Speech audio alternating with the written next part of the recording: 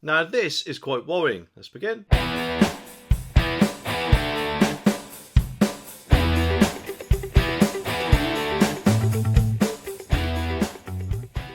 The article says that police are clamping down on drivers ahead of the national rollout of a 20-mile-an-hour speed limit across Wales. And that is because at roadsides across Wales, motorists caught exceeding the 20-mile-an-hour speed limit will be pulled over by officers and offered the opportunity to watch an educational video rather than face a fine or prosecution. And it is an effort to educate and prepare drivers for the rollout of a 20-mile-an-hour speed limit across the country, the force said. But when will the speed limit be introduced? Apparently, Wales will become the first UK nation to introduce a 20-mile speed limit on the 17th of September. And there are apparently some similar speed limits in force across some European countries, such as Spain, where 30 kilometres an hour, or 18.5 miles per hour, for us people who measure speed properly, is already in place.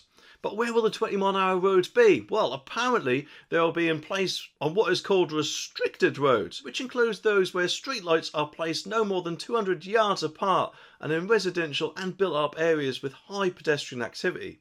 The policy apparently aims to reduce the number of road traffic collisions, improve air quality, well, personally I don't think it would be doing that, and encourage the shift away from car use, which personally makes me think that's what their plan was in the first place. But anyway, so will this affect all roads that are currently 30 miles an hour? Well, to be honest, these changes will affect most 30-mile-an-hour roads, but not all.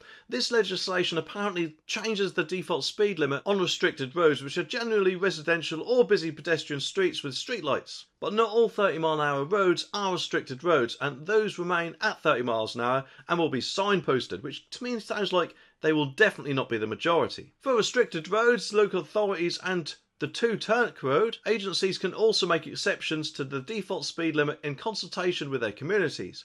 Research conducted by the Transport Research Institute, the TRI, at Edinburgh Napier University, in conjunction with the Public Health Wales, estimates a new default speed limit on residential roads across Wales will save around £100 million in the first year alone. Oh, brilliant! Just what Wales tourism industry needed, I'm guessing. A national rollout of a 20-mile-an-hour speed limit, because obviously, everyone does like crawling along at a snail's pace, feeling like grandma on a Sunday drive. And brace yourselves, because speed and fines might just skyrocket. Which makes me think that's probably why they're saving £100 million, not because they're actually saving it, but because they're presumably going to be getting lots more fines in and offsetting that against their costs. Just takes a mickey, doesn't it, if we dare to go a smidgen over the new 20-mile-an-hour speed limit. You can just hear it now, can't you? You are going 21 miles an hour, now you will be fined. It's kind of like paying a toll to drive over a virtual speed bump, isn't it? Of course, it doesn't end there, does it? Because we'll have to get ready to burn more fuel as we struggle to maintain the sluggish 20-mile-an-hour pace. And let's face it, if anything, it's kind of like running a marathon in flip-flops,